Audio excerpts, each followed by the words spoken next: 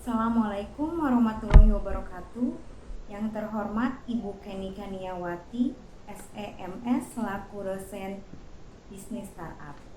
Perkenalkan, kami dari kelompok 2 terdiri dari saya sendiri, Tianur Saifullah, dan teman saya Nurul Rofiu Amini Mulyana, Astu Aziz Firdaus, dan Maisa Nabil Suhada. Di sini kami akan mempresentasikan materi mengenai critical thinking, design thinking, dan ide startup. Langsung saja materi pertama yang akan dijelaskan oleh teman saya Nurul Rofiu Amini Mulyana. Definisi dari critical thinking. Critical thinking adalah kemampuan untuk berpikir secara jernih dan rasional tentang apa yang harus dilakukan atau apa yang harus dipercaya. Critical thinking mencakup kemampuan untuk terlibat dalam pemikiran relatif dan mandiri.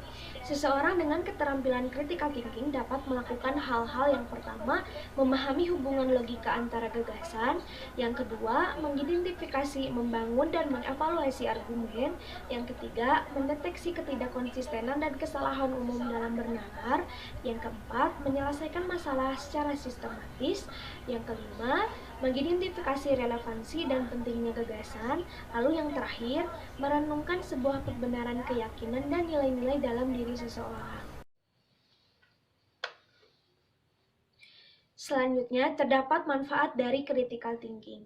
Critical thinking dapat meningkatkan proses kerja dan meningkatkan intuisi sosial. Lengkapnya tentang manfaat critical thinking dalam karir, yang pertama, critical thinking adalah aset yang tidak akan pernah habis. Kemampuan untuk berpikir secara jernih dan rasional sangat penting untuk dimiliki. Terlepas dari apapun profesi pekerjaan kita saat ini, tetapi perlu kita tahu bahwa critical thinking tidak terbatas pada bidang subjek tertentu saja. Yang kedua, critical thinking mempercepat proses penyesuaian diri seorang karyawan terhadap perubahan di lingkungan kerjanya. Pengetahuan ekonomi secara global didorong oleh informasi dan teknologi.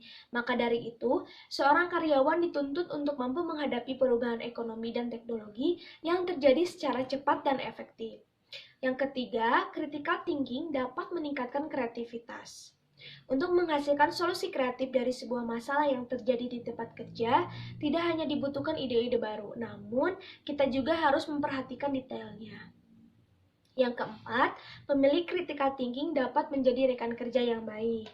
Ketika kita berpikiran terbuka, tidak kaku, dan mau menerima pendapat orang lain, tentu kita akan lebih mudah dihormati oleh rekan kerja kita. Lebih jauh, jika hubungan kita terjalin baik dengan sesama rekan kerja, secara otomatis tercipta sebuah lingkungan kerja yang kondusif dengan hasil kerja yang lebih produktif. Yang terakhir, tidak mudah tertipu. Critical thinking membuat pemiliknya berpikir secara logis, rasional, dan beralasan. Setiap fakta yang diambil yaitu berdasarkan sebuah analisa yang mendalam terhadap fakta yang ada. Tahap-tahap dalam berpikir kritis.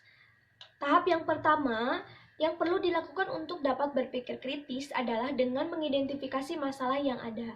Biasanya, masalah muncul karena beberapa faktor yang menjadi penyebabnya, baik itu faktor psikologis, teman keluarga, maupun faktor lingkungan yang mempengaruhinya.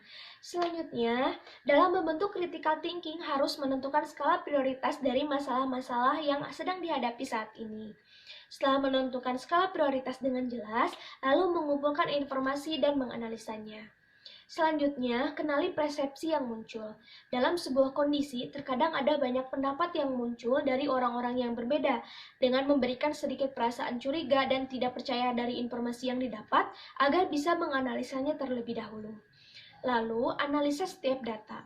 Dengan memperhatikan informasi-informasi lain yang valid dan dapat dipertanggungjawabkan, yang menunjang data yang diperoleh tersebut. Lalu yang terakhir, proses pengambilan keputusan. Keputusan yang baik harus selalu dibuat dari kelima tahapan sebelumnya, karena ketika kita memiliki critical thinking, kita dapat menyelesaikan masalah yang dihadapi, kemudian mencari jalan keluar terbaik dari masalah tersebut. Baik, selanjutnya ada karakteristik berpikir kritis. Trudy Bayer, salah seorang peneliti yang berfokus pada proses berpikir kritis, menjelaskan bahwa ada 6 karakteristik berpikir kritis, yaitu satu ada watak atau disposition. Seorang yang mempunyai keterampilan berpikir kritis mempunyai sikap skeptis, sangat terbuka, menghargai sebuah kejujuran, respek terhadap berbagi data dan pendapat, respek terhadap kejelasan dan ketelitian, mencari pandangan-pandangan lain yang berbeda, dan akan berubah sikap ketika terdapat sebuah pendapat yang dianggapnya baik. Kedua, ada kriteria. Dalam berpikir kritis harus mempunyai sebuah kriteria atau patokan. Untuk sampai ke arah sana, maka harus menemukan sesuatu untuk diputuskan atau dipercayai. Meskipun sebuah argumen dapat disusun dari beberapa sumber pelajaran, namun akan mempunyai kriteria yang berbeda. Ketiga, ada argumen. Argumen adalah pernyataan atau proposisi yang dilandasi oleh data-data. Keterampilan berpikir kritis akan meliputi kegiatan pengenalan, penilaian, dan menyusun argumen. Keempat, ada pertimbangan atau pemikiran, yaitu kemampuan untuk merangkum kesimpulan dari suatu atau beberapa premis. Proses akan meliputi kegiatan menguji hubungan antara beberapa pernyataan atau data. Kelima, ada sudut pandang. Sudut pandang adalah cara memandang atau menafsirkan dunia ini yang akan menentukan konstruksi makna. Seseorang yang berpikir dengan kritis akan memandang sebuah fenomena dari berbagai sudut pandang yang berbeda. Keenam, ada prosedur penerapan kriteria. Prosedur penerapan berpikir kritis sangat kompleks dan prosedural. Prosedur tersebut akan meliputi merumuskan permasalahan, menentukan keputusan yang akan diambil, dan mengidentifikasi perkiraan-perkiraan. Selanjutnya ada hambatan-hambatan dalam berpikir kritis. Pertama, ada egosentrisme, yaitu kecenderungan melihat dan memahami realitas sebagai yang berpusat pada diri sendiri. Mereka yang memiliki kecenderungan ini adalah orang-orang yang menempatkan pandangan-pandangan dan nilai-nilai mereka sebagai sendiri sebagai yang lebih unggul dibanding dengan orang lain. Yang kedua, ada sosientrisme.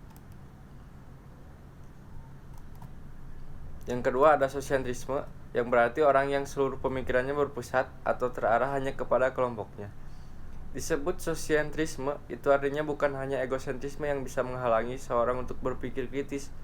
Sosientrisme pun dapat menjadi penghalang seorang berpikir kritis. Ketiga, ada asumsi tak teruji. Hampir sebagian besar hidup manusia berdasarkan asumsi. Jika tidak demikian, kita akan capek sendiri karena harus membuktikan segala sesuatu sebagai benar terlebih dahulu sebelum meminta atau melaksanakannya. Ada hal-hal tertentu yang diasumsikan sebagai benar sehingga tidak perlu diuji lagi.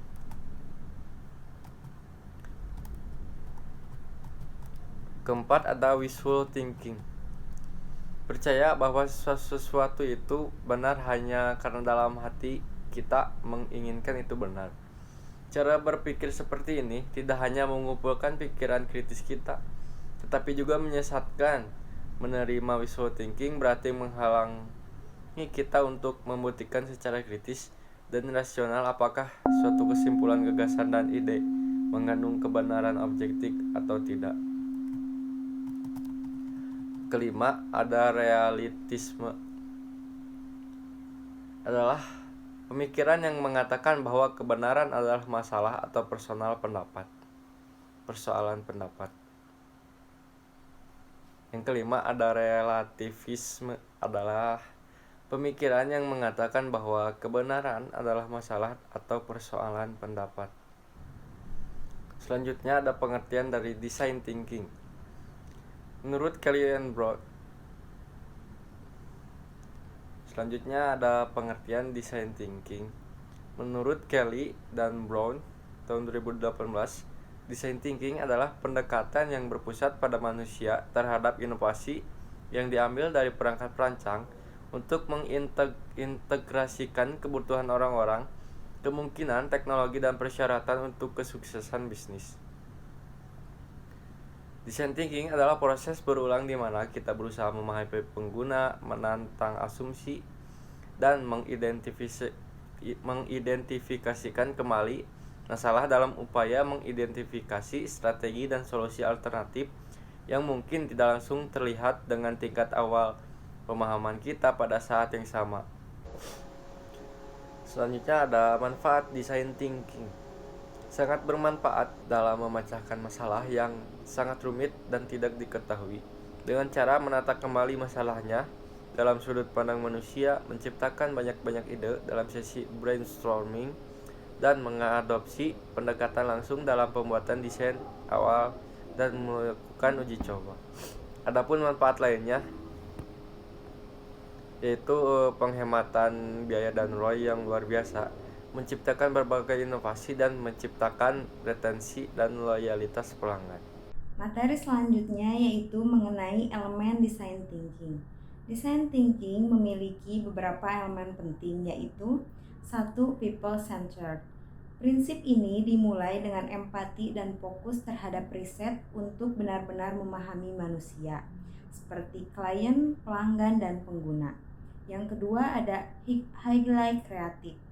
Menciptakan atmosfer atau suasana yang terbuka dan menyenangkan sangat penting untuk memproduksi kreativitas yang lebih berkualitas.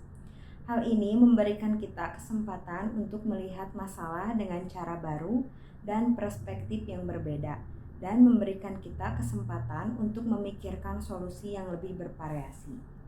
Yang ketiga ada hands-on. Membuat sebuah produk yang bisa dilihat dan diraba secara nyata dapat menjadi referensi dari solusi yang ingin kita ciptakan, yaitu akan memberikan feedback secara langsung. Dan yang keempat ada iteratif. Proses design thinking adalah proses yang memiliki tahapan yang berulang-ulang untuk melakukan improvisasi agar penghasilan produk atau aplikasi yang baik sesuai yang dibutuhkan untuk pengguna. Sehingga ketika kamu sudah mendapatkan solusi atau produk dari ide awal kamu, penting untuk terus menantang diri dan menyusun kembali masalah awal kamu.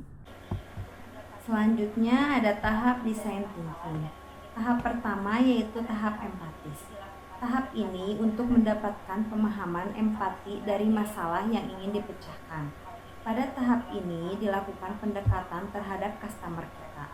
Apa sebenarnya yang diinginkan oleh mereka? Hal ini dapat dilakukan terjun langsung ke lapangan, bertemu dengan mereka, lalu mewawancara, dan dapat juga bertindak seolah menjadi mereka, agar permasalahan customer yang benar-benar ingin diselesaikan dapat berjalan dengan lancar.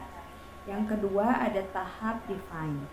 Informasi yang telah dikumpulkan selama tahap empatis dianalisis dan disintesis untuk menentukan masalah inti yang akan diidentifikasi. Tahap define ini akan sangat membantu untuk menyelesaikan masalah customer karena telah dilakukan penerapan masalah. Yang ketiga ada tahap ide. Tahap ini merupakan tahap untuk menghasilkan ide. Semua ide-ide akan ditampung untuk penyelesaian masalah yang telah ditetapkan pada tahap define. Penting untuk mendapatkan ide sebanyak mungkin atau solusi masalah di awal fase ide. Untuk tahap akhir ialah penyelidikan dan penguji ide-ide tadi untuk menentukan cara terbaik untuk memecahkan masalah atau menyediakan elemen yang diperlukan untuk menghindari masalah-masalah yang nantinya terjadi. Yang keempat ada tahap prototype. Pada tahap ini akan dihasilkan sejumlah versi produk yang murah dan diperkecil atau fitur khusus yang ditemukan dalam produk sehingga dapat menyelidiki solusi masalah yang dihasilkan pada tahap sebelumnya. Prototype ini dapat diuji dalam tim sendiri atau ke beberapa orang lain. Ketika ada masukan, maka dilakukan perbaikan lagi pada prototype ini sehingga dihasilkan prototype yang benar-benar bagus. Dan yang kelima atau tahap terakhir adalah dilakukannya penguji atau evaluasi terhadap produk kepada masyarakat, dan hasilnya akan dilakukan perubahan dan penyempurnaan untuk menyingkirkan solusi masalah dan mendapatkan pemahaman yang dalam terhadap produk dan penggunanya. Selanjutnya ada karakteristik design thinking. Yang pertama adalah ambiguity. Pada proses design thinking akan ada perasaan nyaman dan ingin tahu ketika dihadapkan dengan suatu hal atau kondisi yang tidak jelas atau ketika tidak mengetahui jawaban suatu pertanyaan. Yang kedua adalah kolaboratif. Kolaboratif dimaksudkan sebagai adanya kerjasama antar bidang keilmuan dalam proses design thinking. Yang ketiga, konstruktif, yaitu menciptakan ide-ide baru berdasarkan ide-ide lama yang memungkinkan akan menjadi ide yang paling berhasil. Yang keempat ada curiosity, yaitu merasa tertarik dengan hal-hal baru dan melihatnya sebagai peluang yang menarik. Yang kelima yaitu empati, melihat dan memahami suatu hal dan sudut pandang dan pengguna atau pelanggan. Hal ini akan membantu mengetahui apa saja yang sebenarnya dibutuhkan oleh para pengguna. Yang keenam ada karakteristik holistik, yaitu melihat peluang lain kebutuhan para pengguna sehingga tidak hanya fokus pada satu kebutuhan saja. Yang ketujuh ada iteratif, yaitu adanya proses yang berulang-ulang guna melakukan perbaikan untuk ide-ide dan solusi yang sudah ada. Yang kedelapan, non-judgmental. Dalam menciptakan ide, dihindarkan untuk menilai buruk pada pencipta ide dan ide-ide yang telah dihasilkan terlebih dulu. Jika dilakukan, akan terasa tidak etis dan bisa juga mematikan kreativitas pencipta tersebut. Yang kesembilan yaitu open mindset. Di sini design thinking digunakan sebagai pendekatan atau metode untuk menyelesaikan suatu masalah, terlepas dari bidang yang berbeda atau ruang lingkup yang berbeda. Metode ini akan mendorong seseorang untuk berpikir kreatif dan out of the box. Baik, selanjutnya saya akan menjelaskan tentang ide startup itu seperti apa. Nah, jadi menurut para ahli, menurut Link and Dog pada tahun 2012 menjelaskan bahwa startup adalah organisasi yang bersifat sementara yang bertujuan untuk menemukan bisnis model dalam situasi yang belum pasti. Nah, di sini juga startup ini memanfaatkan teknologi internet pada zaman yang serba digital seperti sekarang ini. Startup ini dituntut untuk siap memasuki pasar bebas dalam internet yang mampu menjangkau seluruh konsumen dan juga memperluas pangsa pasar dengan melakukan ekspansi pasar secara besar-besaran. Maka tidak jarang startup melakukan disrupsi teknologi skala besar dan model konvensional ke dalam bentuk digital yang dapat diakses tanpa batas dan juga ruang oleh kalangan publik. Oke, selanjutnya ada karakteristik startup. Ada beberapa poin. Yang pertama ada usia perusahaan belum lama, terus kemudian yang kedua jumlah karyawan sedikit, ketiga mampu bekerja multitasking, yang keempat memiliki semangat muda yang tinggi, yang kelima penghasilan dan investor, keenam umumnya memanfaatkan teknologi, dan yang ketujuh menggunakan website. Nah, penjelasannya secara singkat saja ya. Yang pertama, usia perusahaan belum lama. Startup diartikan sebagai bayi yang belum lahir ya teman-teman, karena setidaknya baru 3 tahun lah kurang lebih berdirinya. Yang kedua, jumlah karyawan sedikit. Nah, umumnya pada bisnis startup ini karyawannya sedikit gitu. Meski demikian bukan berarti startup tidak dapat berkembang. Startup justru akan semakin efektif dan bisa menghemat biaya karena tidak menggaji karyawan tidak terlalu banyak gitu. Yang ketiga, mampu bekerja secara multitasking. Nah, jadi SDM di startup ini memiliki kemampuan yang berkualitas dan mampu merangkap 2 hingga 3 pekerjaan sekaligus. Yang keempat, memiliki semangat muda yang tinggi. Nah, dengan semangat ini anak-anak muda yang sekitaran umur 20 sampai 35 tahun, mereka memiliki banyak keinginan gitu yang selalu ingin dikejar dan diiringi semangat yang menggebu-gebu, serta tujuan yang ingin dicapai pun akan bisa terlaksana. Yang kelima, penghasilan dan investor. Nah, Startup juga memiliki dua kebutuhan. Yang pertama memiliki investor dan juga penghasilan. Karena startup juga membutuhkan dana besar dan juga membutuhkan dana sendiri untuk kebutuhan modal hingga antara tahun 2 sampai 3 tahun. Yang keenam, umumnya memanfaatkan teknologi. Nah, jadi startup ini mereka menjalankan bisnisnya melalui online atau melalui media digital menggunakan aplikasi pada smartphone. Yang ketujuh, menggunakan website. Nah, perusahaan startup juga pastinya memiliki website pribadi untuk menjalankan segala pekerjaannya, yaitu untuk menawarkan, mempromosikan produk yang akan dijual. Nah, yang terakhir ada perbedaan startup dengan perusahaan konvensional. Jadi, tujuan keuntungan startup adalah perusahaan yang berisiko tinggi karena cenderung masih menemukan model bisnis yang pas dan terus mencari pasar. Nah, pertumbuhan perusahaan adalah tujuan utama daripada startup sendiri, meski perusahaan harus membakar uang di periode awal. Nah, sedangkan perbedaannya dengan perusahaan konvensional itu yaitu kalau perusahaan konvensional lazimnya berdiri untuk sesegera mungkin fokus bisa mendapatkan profit. Nah, tujuan yang memberikan keuntungan kepada pemiliknya. Itu perbedaan antara bisnis startup dengan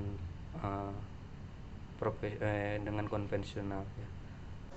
Sekian yang dapat kami sampaikan. Mohon maaf bila banyak kekurangan. Billahi taufiq wal hidayah. Wassalamualaikum warahmatullahi wabarakatuh.